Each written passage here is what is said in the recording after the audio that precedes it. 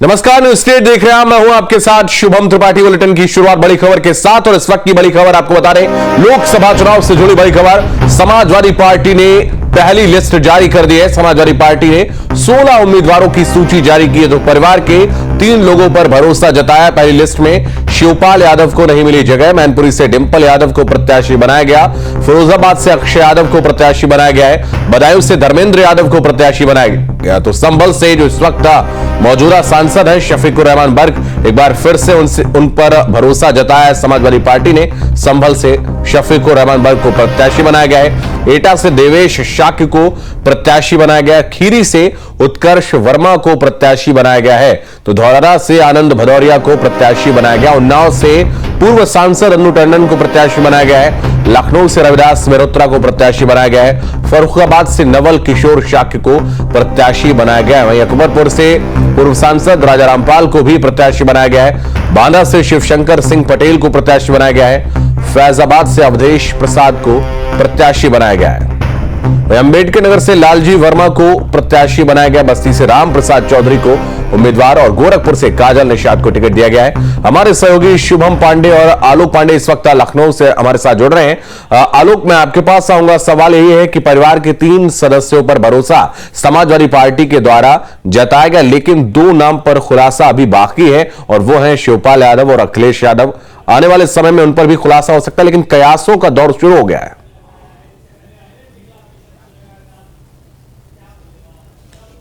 बिल्कुल, देखिए जिस तरीके से ये 16 नाम आए हैं 16 प्रत्याशियों के, उसमें बिल्कुल परिवार का एलिमेंट जो हमेशा कहा भी जाता है, तो परिवार के नाम भी हैं। जहां अक्षय हैं, धर्मेंद्र हैं, वहीं डिंपल भी चुनाव लड़ रही हैं।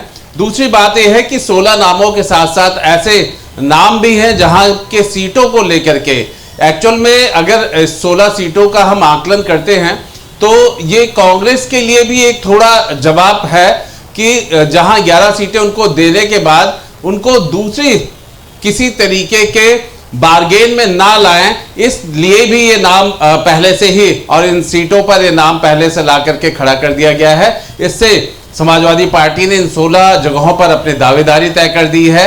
इन सीटों को लेकर के, इन प्रत्याशियों को लेकर के 2 तरीके का एनालिसिस हो सकता है। एक तो परिवार के वो लोग जिनकी बात अक्सर अगर हम कहें तो दूसरी पार्टियां करती हैं, खासतौर पर सत्ताधारी बीजेपी हमेशा यही कहा करती है कि परिवार को लेकर के समाजवादी पार्टी हमेशा परिवारवादी रही है, परिवार को बढ़ाती रही है। इस पहले सूची में अगर 3 नाम हमें दिख रहे हैं तो वो साफ इस बात को दिखा भी रहे हैं।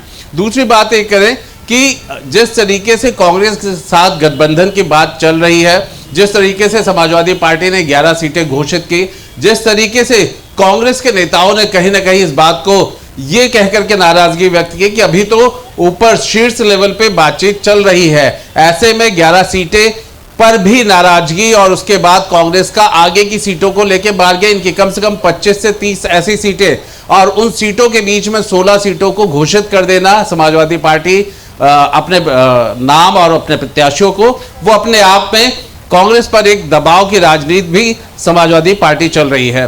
रही बात तीसरी कि अखिलेश यादव कहां से लड़ेंगे और शिवपाल यादव कहां से लड़ेंगे, तो निश्चित तौर पे जो बड़े नाम होते हैं, या कहा जाए कि जो मेजर अगर चेंज होता है, मेजर मास्टर स्ट्रोक कहा जाए, तो ये सब नाम जो है बाद में ही खुलासा होता है, क्योंकि वो किस सीट पे लड़ेंगे, 1 सीट पे लड़ते हैं या 2 सीटों पे लड़ते हैं, ये इस तरह के कुछ होते हैं जो लास्ट में ही दिखाई पड़ते हैं, या उनके नामों की घोषणा होती है, उन किन जगहों पर चुनाव लड़ेंगे।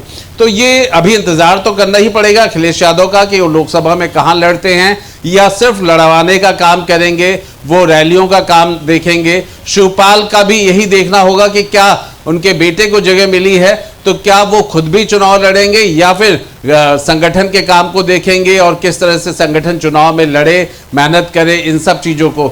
लेकिन अभी इन दोनों को नामों को लेकर के कयास तो चलेगा ही, और कयास तब तक चलेगा जब तक बाकी पार्टियों की तरफ से लिस्ट आनी शुरू ना हो जाए, या फिर चुनावी औपचारिकताएं शुरू ना हो जाएं। लेकिन समाजवादी पार्टी जिस तरीके से पिछले कुछ दिनों से लगातार सीटों को लेकर के काम कर रही है, वो एक तीर से 2 निशाने लगा रही है अपने उन गठबंधन के साथियों को लेकर के भी, राष्ट्रीय लोकदल को साथ देकर के उन्हें वहीं पे चुप रहने को कहा है, तो दूसरा 11 सीटें देकर के कांग्रेस को भी उन्हें इस बात का एहसास दिलाया है कि हमारी तरफ से 11 सीटें दे दी गई। अब गठबंधन पे कोई दरार पड़ती है, गठबंधन को लेकर के कोई खींचतान होती है, तो वो कांग्रेस के ऊपर जाएगा। इस तरीके का भी इसमें साफ साफ नजर आ रहा है समाजवादी पार्टी के इस तरह के, अगर हम कहें फ्रंट फुट पे जिस तरह से एग्रेसिवली अपने आप को वो सीटों को लेकर के, प्रत्याशियों को लेकर के, आज की लिस्ट को लेकर के सामने आए। ठीक है, आप बने रहे हमारे साथ। शुभम भी हमारे साथ जुड़े हुए। शुभम, आपके पास आगे सवाल आपसे यही है कि जिस तरीके से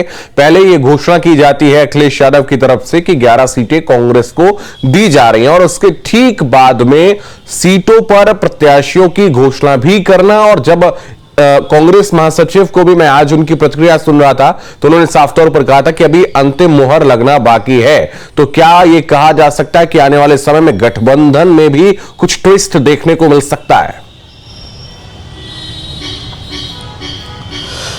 जी बिल्कुल, देखिए कि अभी तक फिलहाल इंडिया गठबंधन के लिए देश भर के तमाम राज्यों से खबर बेहतर नहीं आ रही। पंजाब से, पश्चिम बंगाल और बिहार, और अब इसकी शुरुआत उत्तर प्रदेश में भी हो सकती है। कयासबाजी सियासी चर्चाएं भी शुरू हो चुकी है, और इस सियासी चर्चा और जब समाजवादी पार्टी के राष्ट्रीय अध्यक्ष की तरफ से कांग्रेस को सीटों तक सीमित कर दिया गया।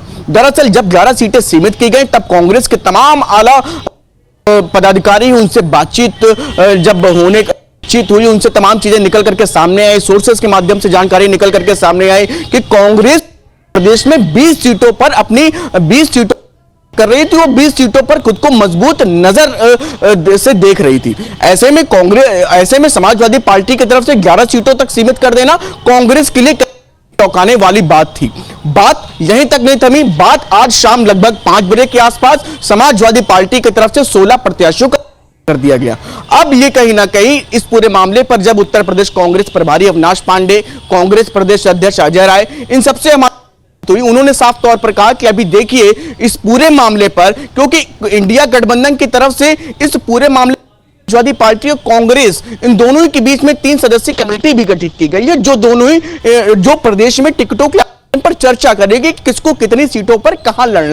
लेकिन इस पूरे मामले पर उनका कहना था कि अभी फिलहाल इस कोई भी फैसला नहीं हुआ है, समाजवादी सीटों का ऐलान हुआ है, तो अब इस पर आगे जो भी होना है वो हाईकमान तय करेगा। लेकिन जो जानकारी निकल करके सामने आ रही है कि कांग्रेस खेमे में यह सूचना होने के बाद थोड़ी खलबली जरूर है कि वो भी है 16 सीटें जो अभी जिन पर लोकसभा प्रत्याशी समाजवादी पार्टी की तरफ से हैं, जिसमें से करीब 3 सीटें जो प्रमुख तौर पर आप समझिए कि हमेशा से कांग्रेस रही हैं, हमेशा कांग्रेस उन सीटों पर मजबूत दिखी है, जिसमें सबसे पहले हम बात करेंगे फर्रुखाबाद के सलमान खुर्शीद, जो केंद्रीय मंत्री रहे उसी सीट से सांसद हुए।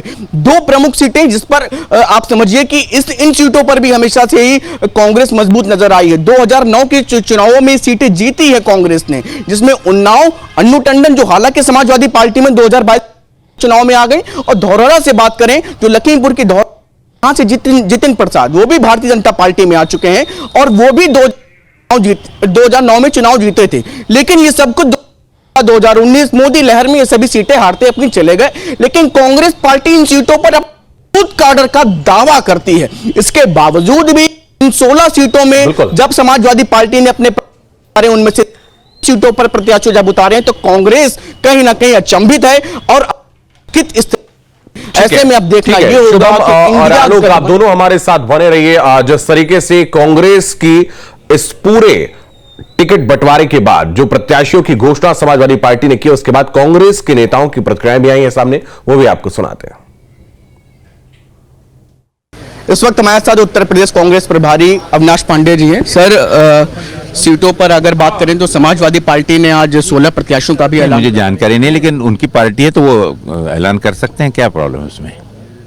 कई परिवारों के भी नामों को टिकट दिया गया, अक्षय यादव, डिंपल यादव, धर्मेंद्र। देखिए, समाजवादी पार्टी के बारे में तो वही बतला पाएंगे ना। आप कांग्रेस के बारे में पूछेंगे तो अभी हमने भी कोई प्रत्याशी डिक्लेयर नहीं किया। अच्छा, कैसे अभी फिलहाल आप लोग कहे थे बातचीत चल रही है, और दूसरी तरफ समाजवादी पार्टी से लगातार अपने टिकटों का आवंटन कर रही है। देखिए, इसके बारे में जो भी संज्ञान है, जो हमारी अखिल भारतीय कांग्रेस कमेटी की जो अपॉइंटेड कमेटी है, वो इस पर स्टडी कर रही है, वही उनके साथ वार्तालाप में है। कहीं जरूरत पड़ती है, अगर मुझसे कहीं पूछा गया तो तब मैं उसमें बोलूँगा। आप लोग के लगभग कितनी सीटों पर सर बात? अब इसमें कोई बात, अभी मैं कहा ना कि मैं तो यहाँ पे संगठन का काम करने आया हूँ। अब ये काम करके जब जाऊँगा, कुछ जानकारी होगी तो मैं जरूर आपको बताऊँगा। ठीक है, थैंक यू। तो ये थे हमारे साथ उत्तर प्रदेश कांग्रेस प्रभारी अविनाश पांडे, जिनका साफ तौर पर कहना था देखिए अभी हमारी बातचीत चल रही है, जल्द ही एआईसीसी की जो टीम है इस पर अपना फैसला लेगी। इस वक्त हमारे साथ उत्तर प्रदेश कांग्रेस प्रदेश अध्यक्ष अजय राय। सर, सीटों का आवंटन हो गया है, सपा ने ऐलान किया 16 प्रत्याशियों। नहीं, उन्होंने जो ऐलान किया है तो ये तो उसका जवाब वो दे सकते हैं। हमारी जो सीटें हैं उस पर हम अपना लड़ाई लड़ेंगे, जो उन्होंने ऐलान किया उस पर वो जवाब दे सकते हैं। अच्छा, आप लोग की बातचीत चल रही है क्योंकि लगातार वो सीटों, निश्चित तौर से हमारी बात सौहार्दपूर्ण वातावरण में चल रही है और जो उन्होंने घोषित किया उसका जवाब वही दे सकते हैं। बहुत बहुत शुक्रिया। तो ये थे हमारे साथ उत्तर प्रदेश कांग्रेस प्रदेश अध्यक्ष अजय राय। दोनों ही लोगों से हमने बातचीत की और साफ तौर पर दोनों ही लोगों का कहना था कि जल्द ही इस पूरे मामले पर एआईसीसी भी अपना जवाब देगी। इंडिया गठबंधन लगातार सभी से अपने जो संगठन के दल हैं उनसे बातचीत करते हुए अभी भी अंतिम नतीजे पर पहुंचने का प्रयास किया जा रहा है। Video journalist Deepankar Shubham Pandey, News State, Lucknow. तो अभी गठबंधन में आने वाले समय में क्या कुछ और भी बदलाव देखने को मिल सकते हैं, इसको लेकर कहीं ना कहीं कांग्रेस नेताओं की प्रतिक्रिया को आपने सुना। वो कहते नजर आ रहे थे कि जो टिकट की घोषणा अभी समाजवादी पार्टी की तरफ से की गई है उस पर वही जवाब दे सकते हैं। आलोक हमारे सहयोगी हमारे साथ लगातार बने हुए हैं।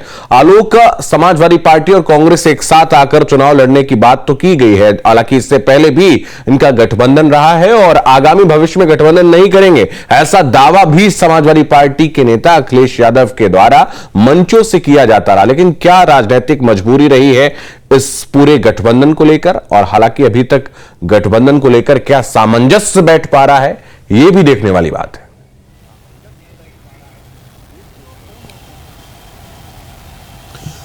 बिल्कुल, देखिए समाजवादी पार्टी और कांग्रेस के इस गठबंधन को लेकर कहें तो शुरुआत कोई बहुत अच्छी नहीं हुई है। जिस तरह से यूपी की राजनीति चल रही है, एक तरफ भारतीय जनता पार्टी या यूं कहा जाए कि एनडीए का गठबंधन इंटैक्ट है, वो मजबूती से एक साथ खड़ा हुआ है, तो दूसरी तरफ ये जो प्रयास दिख रहा है गठबंधन विपक्षियों का, और उसमें उत्तर प्रदेश की अगर हम शक्ल देखें जहां पर समाजवादी पार्टी कई बार या तो उसने कांग्रेस को कहा है कि वो सीटों के बंटवारे को तय कर दे, वो अपनी बात कहे, लेकिन जिस तरीके से नेतृत्व की बात हो रही है, अखिलेश यादव ने इससे पहले कहा था कि राहुल अपनी यात्रा शुरू करें, इससे पहले सीटों का बंटवारा हो जाना चाहिए।